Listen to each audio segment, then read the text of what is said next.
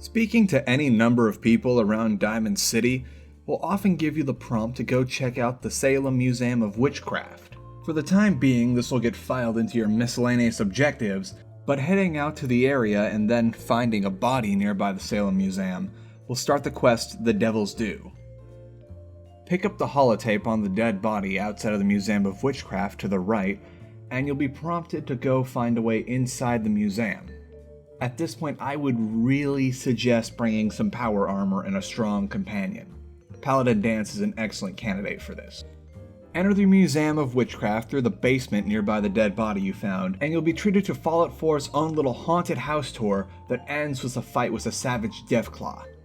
The best strategy here is to use the highest damage weapon you got, and keep on running through the holes in the walls as the Deathclaw can't fit through them, which will allow you to kite the Deathclaw around until it finally dies. You're probably still going to be taking a good deal of damage since this thing means business, but it will go down eventually. Find the body nearby where the Deathclaw spawned, and pick up the holotape to discover that they had some sort of strange delivery of Deathclaw eggs to Wellingham, the chef in Diamond City. Pick up the egg that's in the bathroom nearby where you found the body of the gunner, and now make your choice on how you want to finish this quest. You could just head back to Diamond City, find Wellingham, the Mr. Handy chef in our rather snooty restaurant area, and haggle your way into as many caps as you can get and end the quest that way.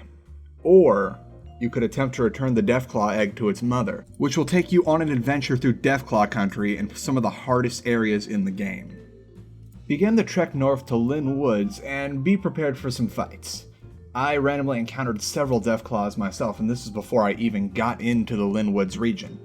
Once you arrive at Lynn Woods, you notice that the settlers that lived here have been all wiped out and that raiders seem to have set up shop.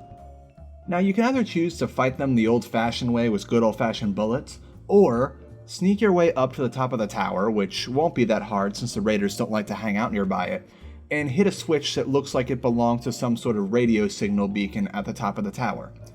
You'll hear a siren that will bring back lots of memories of 28 Days Later, and just like the aforementioned movie, suddenly Deathclaws will appear. Yeah, they're not quite zombies, but you get the idea, don't you? Dude uses a siren and 28 Days Later the zombies come and clear out all the bad guys. You use a siren in Lynn Woods and the Deathclaws come and clear out the bad guys. There, I'm gonna stop now. If you choose to use the Deathclaws to clear out Lynn Woods, be careful, because you're probably going to have to fight these Deathclaws yourself, and even though they are damaged, they're going to be leveled and likely very strong for whatever you've got. So don't forget that companion and lots of bullets. Finally, after you've cleared out the town of Lynn Woods, head to the nearby canyon where you'll find a Deathclaw that decides that it's not going to attack you for the time being. Approach the mound between you and the Deathclaw, and you'll be prompted to place a Deathclaw egg in the pile. The Deathclaw will be very grateful of this, and will proceed to put some dirt or God knows what on top of the egg to keep it nice and warm. While it's shoring up its egg pile, a Deathclaw Gauntlet will fall out and serve as your reward for this quest. This is probably the only surefire way to get your hands on the Deathclaw Gauntlet, unless you want to go from merchant to merchant constantly re-rolling to see if they'll have it in their stock after level 20, or it will have a rare chance to drop on higher level humanoid enemies as well as Deathclaws themselves.